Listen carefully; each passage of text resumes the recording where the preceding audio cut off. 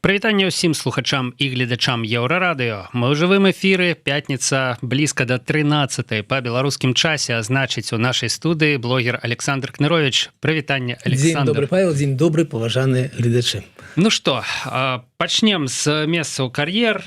Як звычайна, калі Лукашенко едзе ў Маскву, а ён ездзіць у Маскву часта, гэта з'яўляецца далей тэмай для абмеркавання. Што ён там сказаў, якія там былі некія закулісныя рэчы. Да, і вось нас, у прынцыпе, з Александром уразілі розныя рэчы. Мяне тое, што ён там гаварыў, а Александра, як бы это сказаць, такая прыкладная рэч, да, тое, як Лукашенко вылазіў з машыны. Прычым я так разумею, што ў беларускіх тэлеграм-каналах вы не знойдзеце відэа. Вот, цікава, вот этот пул первого, які дакументуе. Конечно. Все, там самолет взлетает с 3 розных ракурсов, садится там и так далее. Але вось чамусьці гэтага відэа, як Лукашенко вылазіць з машыны ў Маскве, вы не знойдзеце. Яно ёсць, і відаць, што гэта тая самая камера, якая здымала яго для расійскіх, для расійцаў. Бо гэта вот один той же самы кадр, але падрэзаны гэтыя там 4 секунды, як ён выбіраецца з гэтага са сваёй машыны. Таму так, наступным разам наши сябры з іншых сяброўскіх краін кажуць нам, паказваюць нам праўду о сапраўдным стане Лукашенко. Бог дзякуй нашим расійскім саюзнікам, якія якія вот не падразаюць 4 секунды. Ну, у іх іншая тэма, як мы разумеем, там трэба неяк Пуціна паказаць. Так. Да, каб ён быў як мінімум не ніжэйшы за Лукашенко, а пажадана і сантыметраў на 10 вышэйшы. Да? Это складаная задача. Гэта мне нагадвае, як я глядзеў, як Джексон здымаў гэта «Властеліна персцёнкам». Так? І там вельмі цікава, што сапраўды не былі такія тэхналогіі, як зараз, і ён сапраўды гэты кадр выстаўляў так, каб чалавек был метра на 2 бліжэй да камеры, а другі метра на 2 далей, але яны як быццам размаўляюць адзін з адным. І напэўна вось так, калі была магчымасць у Крымля, яны так бы ўсіх ставілі, каб Пуцін выглядаў як великан.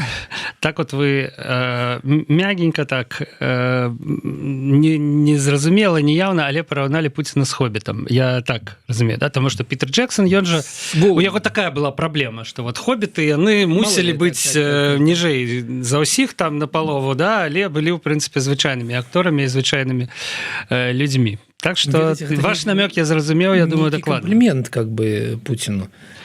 Ну, в тым плане, што «Хоббіты», яны ратуюць свет, а Пуцін наадварот. У горлум хутчэй, такі, ведаеце, моя прелесть, вось такая, вот этот вот, который там... Ну, дарэчы, гэта яшчэ адна тэма для абмеркавання, для нашай з вамі шаноўныя слухачы і гледачы размовы. Мікалай Статкевіч завёў тэлеграм-канал, і першы пост, які ён, прычым, апублікаваў і па-беларуску, і па-англійску, то бок ён сваю аўдыторыю бачыць шырэйшай, чым, ну, вот проста мы, напрыклад, да, чым вы. Вось, ён прысвечаны якраз такі перспектыве ядзернага апакаліпсіса. І калі мы запытаемся, як жа звязаны з гэтым Пуцін і Лукашенко, да, які мусіў бы як «Хоббіт» ратаваць свет, да, то якраз такі вось перспектывам удару ў адказ па Беларусі праз тое, што цяпер ядзерная зброя, конечно, размешчаная ці не размешчаная, гэта дагэтуль пытанне, да, нават Зеленскі недавно сказаў, што ўсё ж такі машыны яшчэ прывезлі, але сам арэшнік, ён як бы адсутнічае, але тым не менш, Беларусь, яна ў гэтую гульню уцягнутая, Лукашенко з задавальненнем, з нейкім такім мазахісцкім задавальненнем, мне здаецца, у гэтую гульню гуляе. І гэта значыць, што пад ударам мы ўсе пра гэта напісаў Мікола Статкевіч. Ну вот пра першае, да, то бок што яго хвалюе. Вот Ігор Лосік, напрыклад, ён шмат постаў пасля вызвалення прысвяціў абставінам свайго зняволення, нейкім вот выпадкам, да, таму што ён там чуў, калі камунікаваў з іншымі вязнямі. А Мікола Статкевіч, ён пачаў з ядзернага апакаліпсіса. Ну, мне здаецца... Да. Зайшоў. Як бы, конечно, ёсць розніца. Што яшчэ у нас на парадку дня? відэа ці хочаце пракаментаваць? Так, конечно, я драгую, тому что мы калі былі першыя навіны, мы с вами разважалі про тое, паважаныя гледачы, што наяўнасць у Беларусі ядравай зброі не павялічвае бяспеку. Чаму? Таму што калі гэты самы арэшнік стаіць у Калінінградзе, хуткасць далёту да гэтых самых нашых не сяброў, не такіх сяброў, як у Крамле, а іншых не сяброў, яна тая ж самая ці хутчэйшая. Так? То бок вось гэты самы арэшнік да Варшавы ці да Лондона будзе ляцець хутчэй меней часу, чым з Калінінграду, чым з Беларусі, таму што Калінінград бліжэй. Таму вось гэтая аргументацыя, а цяпер мы на вас націснем кнопку і вось ён паляціць, яна не працуе. Ён ужо мог быць у Калінінградзе, ці ён там ёсць у гэтым Калінінградзе, таму нічога з боку бяспекі болей не стала. Але тое, што мы сталі, вось на нас нехта нарысаваў гэту мішень, так, нарысаваў, Лукашенко нарысаваў на Беларусі мішень. Вось такі абставіны. Давайте ўсё ж таки узгадаем, аб чым мы сёння будзем размаўляць. Ідзем далей нашай аджэнды і тое, з чаго мы ўвесь час пачынаем. У Александра ёсць уласны YouTube-канал, які так і называецца «Кныровіч». 2 разы на тыдзень апошнім часам, як стаханавец, Александр выдае нейкія сціслыя, ёмістыя відэа. Вось, дарэчы, там ёсць спасылачка, QR-код. Да, прыкладна, мы нормально показываем. Як это модныя інфлюэнсеры, да?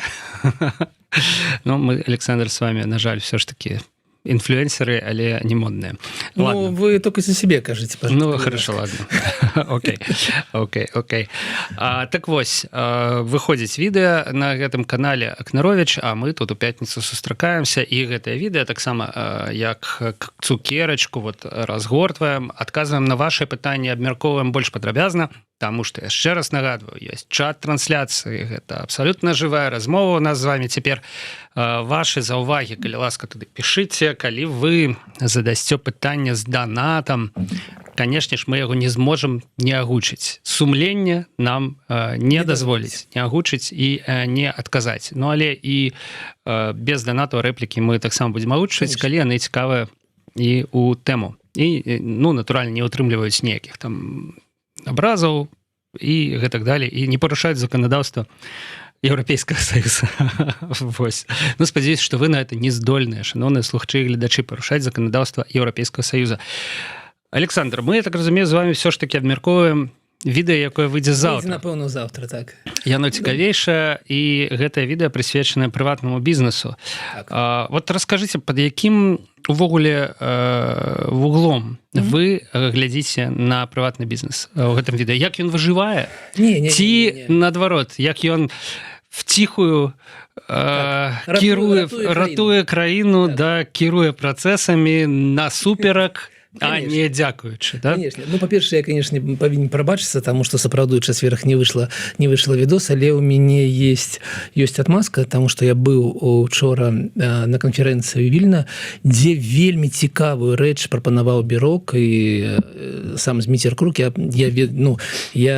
спадзяюся, што Еўрарадыё запросіць самого Змітра, каб ён распавёў, таму што яны зрабілі матэматычную мадэль такую, якая паказвае, што будзе ў выпадку, калі Беларусь развернецца да Еўрапейскага звяза. Як павялічацца кошты вуглевадародаў, як павялічацца тарыфы для беларускай прадукцыі ў Расіі, але што зменіцца з боку Еўразвяза і якім будзе кошт гэтага пераключэння. Гэта вельмі істотна, вельмі важна. Першы раз, напэўна, я за апошнія колькі гадоў бачу менавіта матэматычны разлік, таму што гэта ж асноўная такая, ведаеце, адзін з вялікіх поінтаў прапаганды. Вы што хацеце, каб нам Расія падняла кошты, каб закрыла для нас рынок, каму мы патрэбны там еўрапейскім звязе. Таму, магчыма, сёння яшчэ закранем гэту тэму, але большую размову все ж таки прапанаваў бы правесці з Дмітром Круком. І таму я не выпусціў відос у чацверг, ён выйдзе заўтра. І ведаеце, поводам, нагодай гэтага відоса была сама нарада Лукашэнкі з урадам, калі ён некалькі часоў сказаў праўду, тое, як я сам кажу. І я злавіў себе на думцы аб тым, што ён кажа Камволь, металургічны завод, МАЗ, Атлант, і не называе, напрыклад, Марк Фармель. Вот называя Камболь, не называя Марк Фермель. Называя МАЗ, не называя Лютех. А Лютех зараз больше по выручке, чем МАЗ. И так далее. Ён не называе кампаніі прыватнага бізнеса, а называе толькі кампаніі свае. І вось і калі вам будзе вы падумаеце ў гэты момант аб тым, што што там гэты прыватны бізнес? Ён же там у куточкі такі. Так справа ў тым, што ён больш за палову ВУП, больш за палову экспарта і больш за палову працоўных месц дае. Беларусь зараз краіна больш прыватнага бізнеса і рынкавай эканомікі, у беларускам выглядзе рынкавай эканомікі, чым краіна дзяржаўнага бізнеса. І ў гэтым парадокс. У тым, што Лукашенко кіруе краінай так, як быццам прыватнага бізнеса няма ўвогуле, а насамрэч ён займае больш за палову. Вось аб гэтым будзе размова. Я б яшчэ сказаў, што калі прыватны бізнес пачынае падымаць галаву, то як бы прыходзяць... У меня была думка, а можа я гэта не павінен, не трэба гэтага рабіць, бо заўважаць. Вось вы кажаце Лютех, да? Не, здаецца...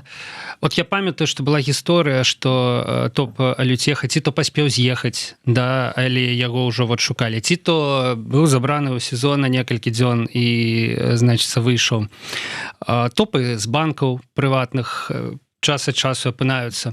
Вось вы сказалі... Экскурсии до Сезарии. Вы, значит, сказали Камволь, Марк Фармель, значит, МАЗ, Лютех. Далее у вас у спісе быў беларускі металургічны завод. Я адразу згадаў сталёвы завод Зміёраў.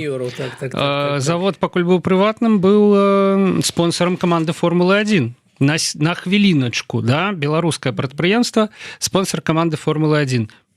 Прыйшлі крэпкія гаспадарнікі, побачили, что не так вядзецца бізнес. И формула страціла спонсора. Формула спонсора Беларусь завод. Я не побаюсь гэтага, да, тому что, наколькі я памятаю, скончылася гэта ўсё ці сканчаецца яшчэ дагэтуль банкрутствам гэта прадпрыемства. Банкрутства прадпрыемства, якое было прыватным, дзяржаўны завод працуе, але ён магутнасці загружаны на 40%. Ну і, конечно, то ён насамрэч працуе ў мінус. На нейкую Формулу-1 яны навошта? Так, не ў нашым. Можна такое будзе відэо, таму вось, гэтае відэо мы ўсё ж таки будзем, я думаю, абмяркоўваць на наступным тыдні, калі Александр не падкіне чаго-небудзь больш цікавага. Ну і яшчэ это мы, атрымліваецца, як бы з невялічкім абмеркаваннем, але ўсё ж таки прабегаемся по нашаму парадку дня сённяшняму. Да, канешне, інтэрв'ю, якое Віктор Бабарыка даў выданню «Зеркала», яго складана не заўважыць, складана не абмеркаваць, калі шчыра мяне і іншага журналіста, яшчэ аднаго палітычнага глядальніка Віталя Цыганкова. Ладно, мяне дзве рэчы. Яго здзівіла, магчыма, таксама больш или проста напісаў пра тое, што Бабарыкі падабаецца сацыялізм. То бок банкір, старшыня правлення Белгазпромбанка, мецэнат, то бок капіталіст просто с печаткой на лбе, да, вот той чалавек, про якіх зноў жа Лукашенко некалі казаў, тлустыя каты там в банках засели, трэба іх, значыцца, неяк прыціснуць да ногця і раскулачыць. Ён кажа, што сацыялізм это неблагая думка. Да, нормальная думка, типа, вот, что правда, конечно, ніхто не змог нормально зрабіць, ну але яны ж і не сацыялізм рабілі, да? Таму што вот Маркс с Энгельсом нам напісалі, як трэба, а далі Ленін, Сталін, Кастра, вось все вось гэтыя людзі, да, яны, канешне, разумелі гэтую ідэю па-свойму, рэалізоўвалі па-свойму, і ў выніку чамусьці кожны раз тоталітарызм, жабрацтва, горы трупов, там палова краіны сидзіць, палова піша даносы, да, і гэтак далее, і гэтак далее. Я, конечно, здзівіўся. Так разважаюць 20-гадовыя хіпстары сёння. Ну, ці хто там уже зумеры, да? А якая была другая думка, яка вас зацікавіла? А другая, ведаеце, мяне вельмі здзівіла пытанне, я не ведаю, як там можа было падчас размовы гэта неяк арганічна, мяне здзівіла пытанне, якое журналісты «Зеркала» задалі Віктору Бабарыку. Яны запыталіся кого ён, як ён лічыць, ён хто вінаваты ў тым, што яго сына затрымалі, карацей, это Бабарыка ці вот улада?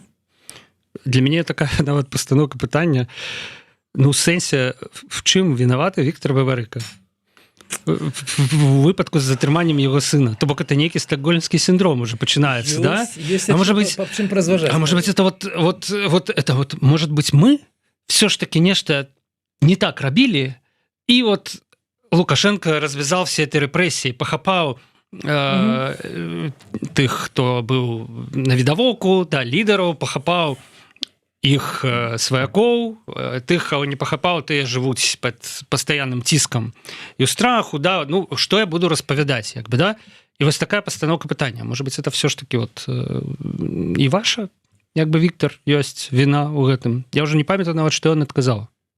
Спадзяюся, што сказаў, што ніякай яго віны, канешне, ў гэтым няма, ну, таму што... Я зранку слухал гэта інтэрв'ю. Таму што мне здаецца, так і ёсць. Ну, ваши каментары. Можна і па першым, і па другім. Ёсць яшчэ аб чым паразмаўляць, бо абодве пойнта гэта вельмі сур'ёзна.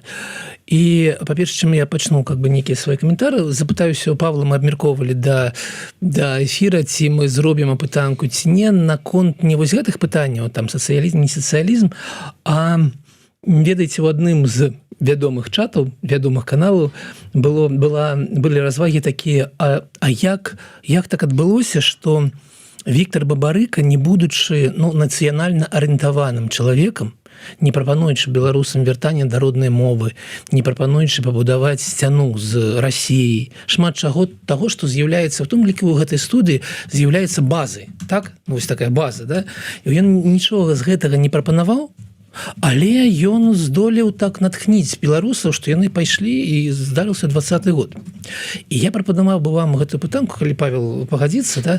Таму што у меня ёсць такія 3 магчымых адказы. Першае, потому што за ним «Газпром», гэта расійскі праект, прадукт. Другая, ён нікого і не натхніл, гэта ўсё падман, ілюзія. А трэця, таму што ў Беларусі ёсць такая частка грамадства, якая сканцэнтравана не на нацыянальных каштоўнасцях, не на адраджэнні культуры, а на еўрапейскасці такой, ведаеце, у сэнсе правоў чалавека, у сэнсе такіх базавых правоў. Магчыма, Павел, ёсць свае думкі, магчыма, апытанка будзе выглядаць трохі па-іншаму, но я прапанаваў бы так. Што думаеце? Ну, я думаю, што мы сфармулюем варыянт адказаў так, таму што першы будзе, таму што людзі ў Беларусі, тут мала знакаў, дарэчы, што людзі былі гатовыя менавіта да гэтага, да яго месседжа. Ну, добра, на грошы «Газпрома», так уж быць, зробім такую. І трэці ваш варыянт гэта... Ну, я про больш каштоўнасці 21-го стагоддзя еўрапейскія. У меня было такія былі моманты. Не было ніякае натхнення. І не было ніякае натхнення, да? За Ціханаўскую. Гэта ввогуле не ён. Гэта ввогуле не ён. Так, добра, гэта ввогуле. І будзе варыянт, свой варыянт у каментарах у нашай дыскусіі. Ну, добра, дзякуй. Сацыялізм і хто вінаваты? Да. Ведаеце, я уважліва слухаў інтэрв'ю, мне зноў яно спадабалася, дзякуй Богу, там яму далі магчымасць адказаць на тое самае пытанне, чый Крым. І вось, ён зноў адказаў на яго, што юрыдычна 100% украінскі, але ёсць складанасці, таму што свет значна больш складаны, чым вось такія, чым гэтае пытанне, якое ставіць, павінен казаць, сацыялізм – зло, капіталізм – добра. Ось, ён же пачынае разважаць аб гэтым як вучоны, як, ведаеце, ну, як чалавек, які прачытаў некалькі кніжак па вот гэтай геапалітыцы, і гэта, конечно, не дапамагае яму быць папулярным, таму што сацыялізм, канешне, цікава прапісаная тэорыя аб равенстве, аб тым, прабачце, каб не было бедных, як у тым анекдоце, так? Ось, і тэарэтычна гэта цікавы матэрыял, але які ніводнага разу ў жыцці не был рэалізаваны не таму, што дрэнныя людзі за яго браліся, а таму, што ў гэтай самай тэорыі ёсць шчыгулы, ёсць дробязі, якія невыканальныя. І трэба мець, я нагадаю, што савецкая ўлада ставіла мэтай не больш, не менш, як пабудаваць іншага чалавека. Калі вот з нас, рэальных людзей, са сваімі выпадзінкамі і впадзінкамі, ведаеце, паспрабаваць ператварыць іх у нейкіх стандартных спажыўцоў, сацыялістычнай ідэі. Магчыма, штосьці атрымалася, але пакуль не атрымалася перарабіць людзей. Вось, таму, канешне, гэты адказ яму не дапамог стаць больш папулярным. А я з Александром абсолютно згодны. Мне здаецца, што, на жаль, сацыялізм — это настолькі крутая ідэя.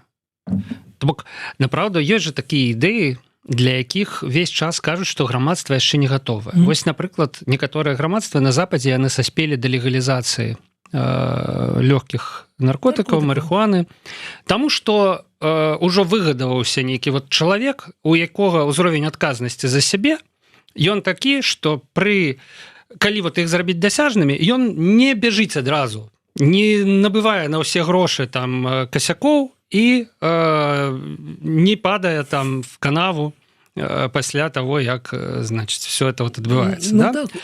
Наше грамадства вот дыскутавалася гэта пытанне, і вот я не ведаю, што будзе з беларусамі, вот з такім сярэднестатыстычным беларусам, да, нейкім гіпатэтычным, да, якому сказалі, можна. Вот, да? То бок наши не готовы. А вот сацыялізм — это настолькі крутая ідэя, што увогуле шмат дзе, увогуле, можа быць, нідзе яшчэ людзі не гатовыя, і таму патрэбны, вот, як сказаў Александр, нейкі новы чалавек для сацыялістычнага грамадства. Нам у каментарах пишут, что капитализм, я вот зацитую зараз, да, на Западе капитализм и конкуренция выживает сильнейший и горе слабейшему. Что такое был социализм у Советском Союзе? Что, хіба гэта было неяк не так? Ну, гэта была беднасць для ўсіх. Ну, але былі людзі, якія абарочваліся ад карыкі часоў НЭПа да фарцоўшчыкаў, дзяцей номенклатуры партыйнай і так далее. Было две катэгорыі. Першыя людзі, якія былі па законам. Ну і зразумела, што, канешне, яны таксама у Савецкім Саюзе таксама маглі нешта зрабіць, але яны былі па-за законам.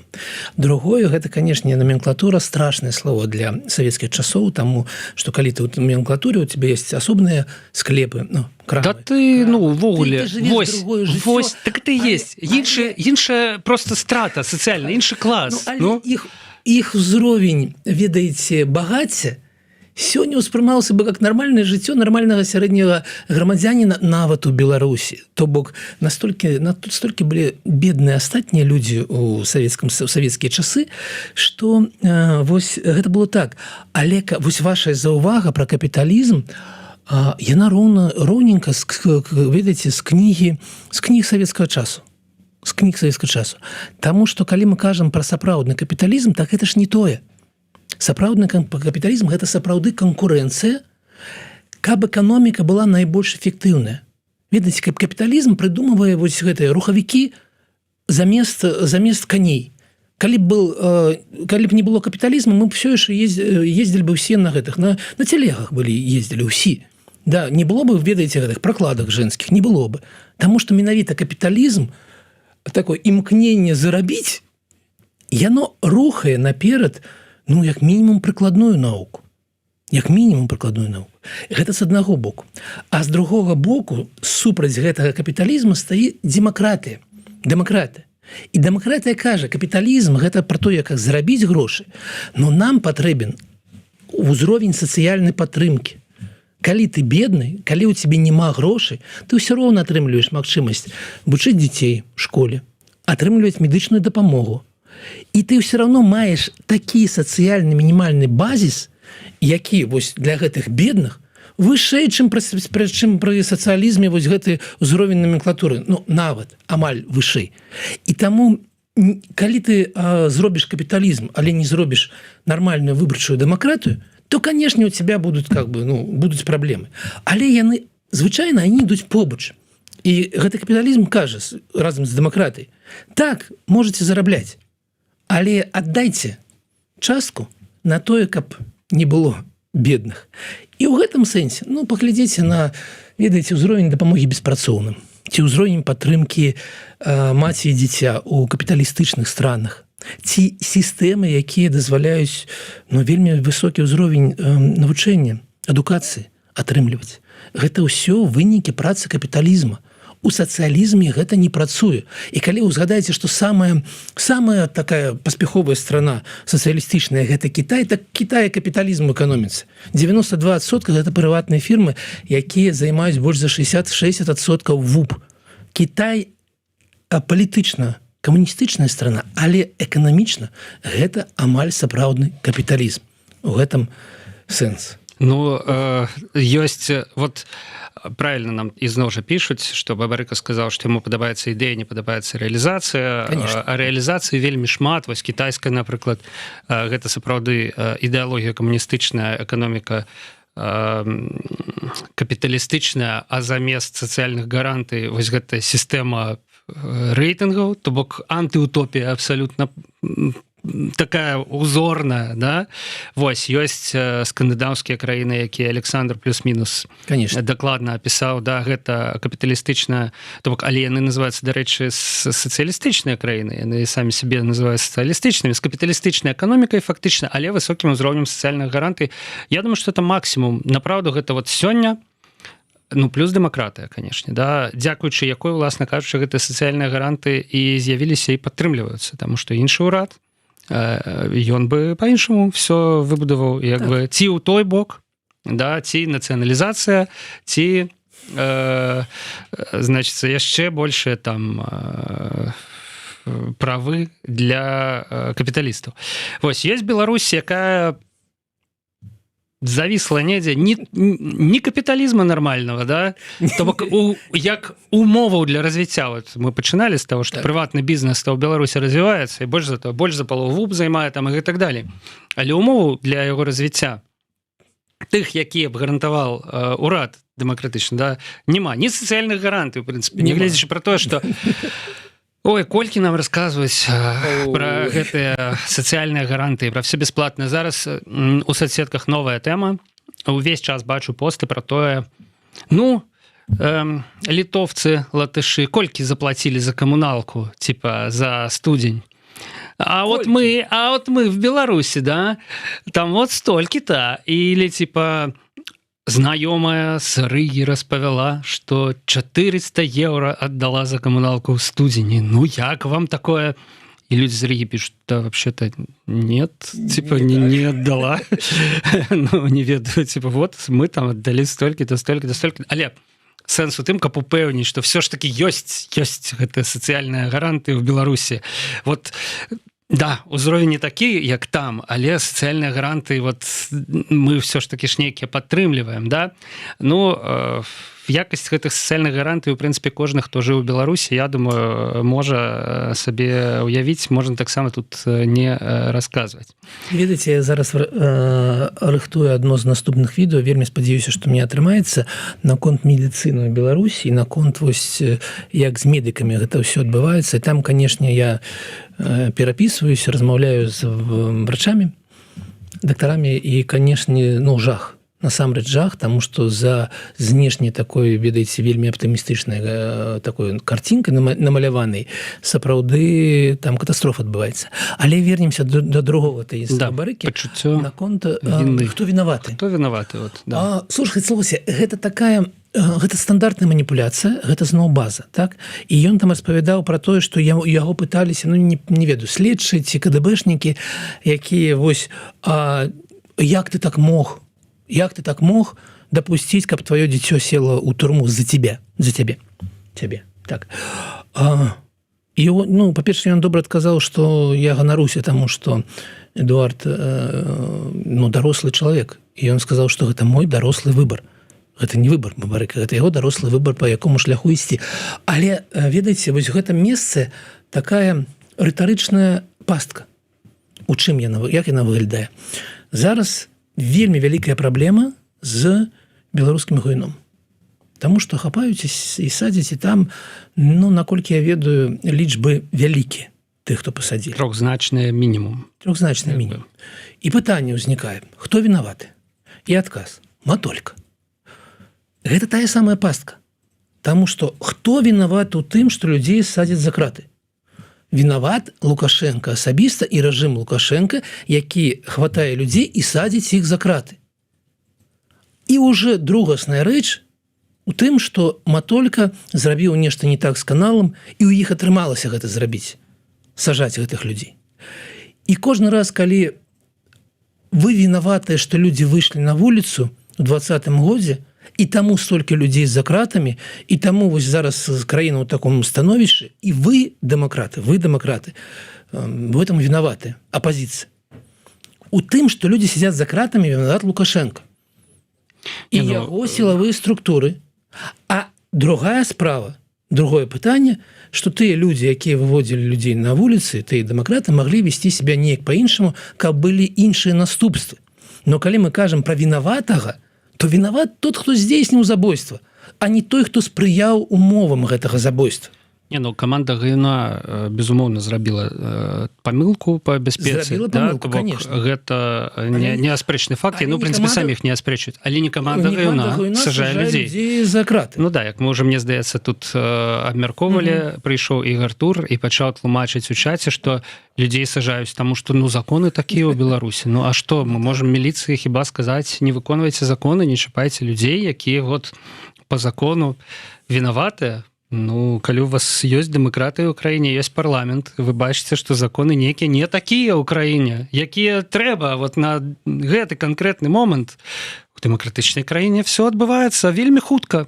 Прыходзяць людзі з заканадаўчай ініцыятывай, прапрацоўваюцца змены, прымаюцца першае, другое чытанне, прэзідэнт, там, ну, верхняя палата, прэзідэнт, все. Законы ў краіне іншыя. Ну, это можа заняць паўгода, допустим, да? Вось, але все, як бы аказаць, ой, ну, у нас законы, мы тут напрымалі законаў, разумееце, самі цяпер не можам не сажаць. Да, вот такое вот у нас апраўданне. Ну, як бы такое, да. Ну, як бы, вот, а вінават, да, вот зараз пашпартам Новай Беларусі, конечно, класная ситуация, да, вінаваты, як бы, распрацоўшчыкі пашпарта, як высветлілася у тым, што людзі, якія атрымалі гэты пашпарт і спрабуюць яго неяк выкарыстаць, яны трапляюць там у розныя нейкія сітуацыі. Ну, так. Мне спадабаўся Владимир Мацкевич, які піша, людзі паспрабавалі стварыць альтэрнатыву. Да, яны цалкам, магчыма, рабілі это крыва, не ўлічылі складанасць пытання, там, можа быць, было больш піару, чым рэальнай працы. Хаця, ну, направду, там была рэальная праца. Ну, калі мы бачым гэты пашпарт Новай Беларусі, гартаем яго, ну, ён зроблены рэальна па стандартам, там, як пашпарт. Ну, да? І трэба казаць, што калі там працаваў Валер Кавалевскі, там ўсё ж такі была праца по магчымаму яго прызнанні як дакументу. То бок нельга казаць, што гэта была адразу нацельваліся на сувенір. Да. Гэта было не так? То бок, да, людзі, магчыма, гэтую сваю працу рабілі не так круто, не так добра, не як мае быць, але казаць зараз, што вот яны вінаватыя. Вот стварылі нейкую хрень, да, а людзі цяпер, значыцца, трапляюць там у нейкія да, сітуацыі праз гэта. Ну, тым больш, што гэта сітуацыя, якую апісвае Павел, яна насамрэч была другая серая, і насамрэч чалавек распавёў, што ўсё было не так, і ўсё яго добра, і ўсё атрымалася, таму гэта, ну, нейкая такая спрэчная сітуацыя, але, ну, да, справды, чалавек адказвае сам за сябе. Праваабаронцы пасля апраўдваліся, што яны проста папярэдзілі пра рызыкі. Ну, што могуць быць рызыкі. У нашай выбарцы ўсё піар. Ці піар. І з гэтай нагоды я абяцаў Павлу задаць пытанне на простым эфіры. Нашай бурбалцы все рызыкі. Вообще, так. Куды ты не пайдзі, куды не плюнь, блин, што не зрабі, паўсюль рызыкуеш нешта страціць. Но, Александр, ладно. Я абяцаў вам сакрэтнае пытанне. Сакрэтнае пытанне, да. Да таго, як мы абмяркуем вынікі апытанкі, якія, напэўна, у вас ужо ёсць. Ну, мы яшчэ з вами што не абмеркавалі, дарэчы. Можа быць, пра Лукашэнку мы яшчэ в Расіі, і, можа быць, крыху больш пра якраз такі звязаную гэту тэму пра Бірок, пра то, колькі. А то вы анансавалі давайте, колькі, да? Ну, вы ж у двух словах все ж такі раскажыце. Ну, вось гэтым мы скончым. Ну, а тут я перадумаў, Александр мне, значит, перед эфиром піша. Есть к вам вопрос, но я его хочу в эфире задать. Ну, калі ласка. Итого, у нас 4 тэмы, і засталося, ну, максимум 8 хвілін. Да. Неяк так. По 2 хвілінкі на тэму. Я спадзяюсь, я быстро откажу на ваши пытанні. Бірок зараз ці потом? Не, давайте уже, калі мы уже так сконцентраваліся на этом. Вас абвінавачваюць, што вы офісныя СМІ. Мяне? Конечно. Ну, Еўрараду, да? І Еўрараду, і Белсат, і все астатняе, што гэта офісныя СМІ, якія ніколі не кажуць нешта крытычнае ў бок офіса ці латушкі, і што гэта адбываецца таму, што менавіта ёсць раскрытыя секрэты, таму што менавіта Ціхановская дабіваецца фінансавання для Паўла асабіста. І калі пайсці на суперак ёй, то не будзе фінансавання. Я чуў такое, конечно, да. І таму нейкі такі загараў маўчання. Усе маўчаць. Я ведаю, што гэта трохі не так. Трохі, Але чаму Еўрараду не раскапывае вось гэтую брудную белізну? А якую менавіта брудную белізну? Ну, зараз скажыце мне, што яшчэ няма ў офіса і ў латушкі бруднай белізны. Ну, можа быць, ёсць, але калі увогуле, калі я чую пра брудную белізну, да, я уяўляю сабе свет нейкі палюбоўніц, палюбоўнікаў, там вось гэта, да? Но мне это асабіста не цікава. Кожны з нас жыве нейкае сваё лепшае жыццё. Латушка, так мне здаецца, увогуле разведзены чалавек, калі я правильно... Ну, я не толькі пра палюбоўніц, конечно. Ведаеце, я не пра тое, што гэта было спід-інфо, еўра-спід-інфо. Да, калі мы... Больш палітычным, конечно, калі мы даведаемся пра нешта сапраўды важна, жорстка, то мы пра гэта робім. Калі ёсць доказы, мы ўсё ж такі з журналісцкіх стандартаў падыходзім да сітуацыі. Калі не проста там адзін нехта сказаў, а іншы нехта сказаў гэта не так, да, то гэта яшчэ не нагода для публікацыі, бо часам глядзіш на беларускія медыі, што рэальна сёння адзін нехта сказаў нешта, они перадрукавалі, заўтра той, пра каго казалі, апраўдаўся, і гэта як бы перадрукавалі. У прынцыпе, што сказаць, 2 разы людзі прачыталі, да, удвая больш праглядаў. Як бы, да, мы ўсё ж такі мы спрабуем неяк па-іншаму працаваць і адразу разабрацца. Як бы. Вось пра пашпарт Новай Беларусі, напрыклад, вось пра гэты скандал, да, пра тое, што быццам бы нейкая беларуса пачалі справу пра пазбаўленне статуса міжнароднай абароны за тое, што ён прыклаў да сваіх дакументаў пашпарт Новай Беларусі, да? Мы адразу все гэта пісалі з пытальнікамі, як бы. Таму што мы сумняваліся ў тым, што гэта рэальна так. У нас не было доказаў, у нас не было размовы з гэтым беларусам, да, у нас былі толькі заявы праваабаронцаў пра то, што вот так вот адбылося, да. Вось, таму у нас паўсюль пытальнік. Можете паглядзець на іншыя медыі, як бы ёсць там пытальнікі, да, ці там сцвярджэнні. А на наступны дзень, знаете, оказывается, все было не так. Оказывается, як бы вот там беларус прыйшоў і патлумачыў, што яго за адсутнасць ксеракопіі, да, там, значит, гэтую справу перапынялі, я не ведаю, уже там, да, не ўчытваўся, да, а не вот за сам факт атрымання гэтага пашпарту увогуле спадабаўся людзям в Ужандзе, яны там яго сфотаграфавалі, вообще нейкі прикол, да? Хорошо, ладно, ёсць і ёсць, да?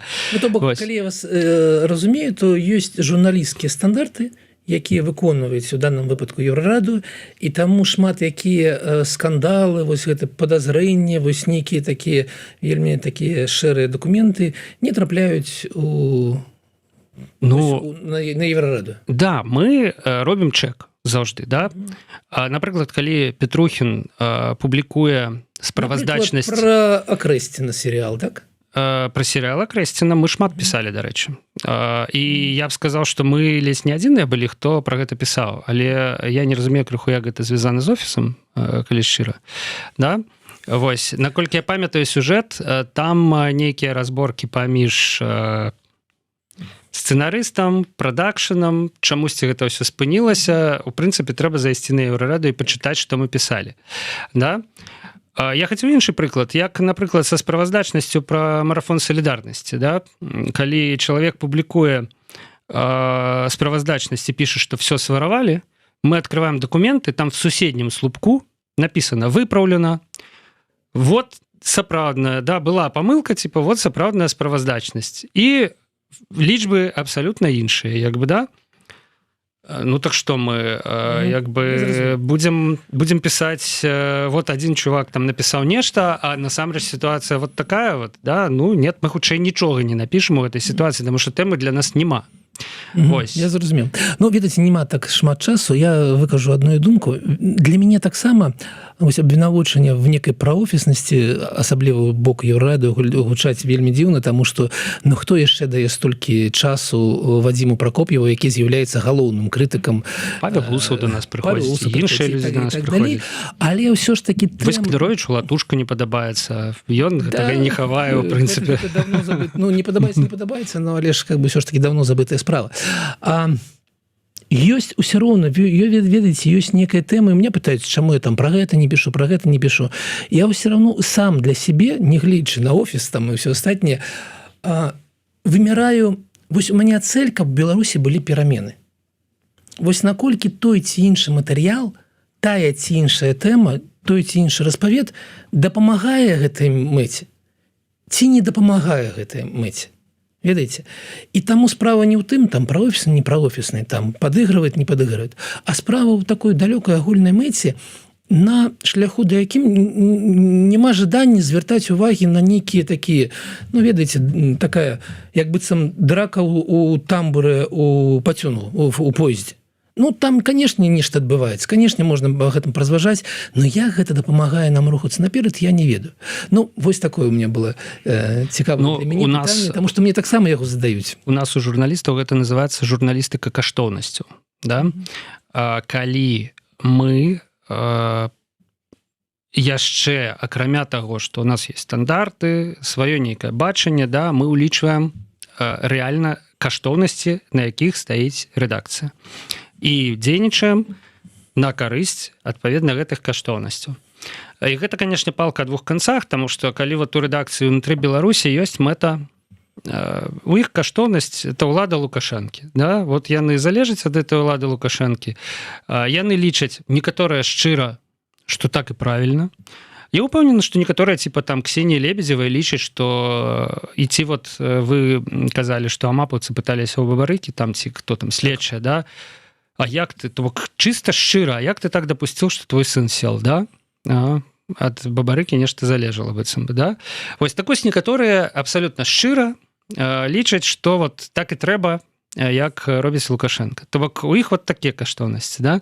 Вот у нас іншыя каштоўнасці, дэмакратызацыя, шлях Беларусі ў Еўропу, адсутнасць карупцыі, празрыстасць працэсаў там, дзе гэта можна і лагічна, там і гэтак далей. І мы, канешне, з гэтых каштоўнасцяў дзейнічаем. Падобны да вас, да вашего падыход, Александр, у тым плане, што ну вот у вас ёсць мэта, да, і вы ацэньваеце, што паспрыяе, што не паспрыяе. Але часам трэба і вот мы, напрыклад, пісалі пра Андрэя Стрыжака. І ну, так, яго вельмі іскравае, як бы менавіта матэрыял Еўрарады. Паспрыяў гэты матэрыял нейкім чынам там рэпутацыі дэмсілаў станоўчай і гэтак далей. Ну я думаю, што, канешне, у вачах некаторых людзей нешта сапсавалася пасля яго, да? Вось, але ну трэба рабіць такое, таму што як бы іначай мы не туды ўсе разам, мы ўсе будзем ісці не туды. Вот вектор у нас вот туды, а мы вот адхіляемся. Вельмі цікавая тэма, але у нас уже Александр, мне здаецца, што на жаль, што там з запытанкай? Да, просто пра пытанку мы пагаворым, уже гэтую расійскую тэму, можа быць, адкладзем тады, да, і колькі беларусам будзе каштаваць адыход ад Расіі, вяртанне ў еўрапейскую сям'ю, да, і можа быць Лукашенко што-небудзь новае па гэтым кірунку падкіне. Наша апытанка. У яе было такое пытанне, як Віктор Бабарыка змог натхніць людзей у 2024. Свой варыянт у каментарах прапанавалі 5%, трэба будзе пачытаць. 19% на грошы Газпрама, 35% гэта ўвогуле не ён натхніў, і 41% все ж таки у лідарах, хаця і з невялікім атрывам, што людзям спадабалася яго праграма, тое, што ён казаў. Ну вот, меркаванне гледачоў Еўрарадыё. Выключны выпадак, калі ваше меркаванне супадае з маім меркаваннем. Это не маё, а слухачоў Еўрарадыё. Ну, так, я маю на увазе слухачоў, канешне, Еўрарадыё. Дзякую вам, таму што я сапраўды лічу, што ёсць гэтая частка беларусаў, якая натхняецца не нацыянальнымі каштоўнасцямі, а менавіта такімі агульнаграмадскімі каштоўнасцямі, якая ў першую чаргу жадае бачыць нармальную краіну з незалежным судом, з правам голасу, з свабодай слова, і ўжо ў другую чаргу гэта менавіта вось такая культурная незалежнасць. Трэба сканчаць, таму давайте мы на астатняе пытанне перанесем на наступную пятніцу. Я бяру на себе абавязак пачаць менавіта з кошту. Не забыцца. Не забуду, бо вельмі мяне ўразіла праца Бірока, праца Дмітрия Курка. Дзякуй вялікі 900 гледачам у жывым эфіры наўпрост цяпер. Я думаю, што з часам іх стане нашмат больш. Дзякуй вялікі Александру, і Павел Свердло таксама працаваў пры мікрафоне. Пачуемся праз тыдзень. Да пабачэння. Абавязкова.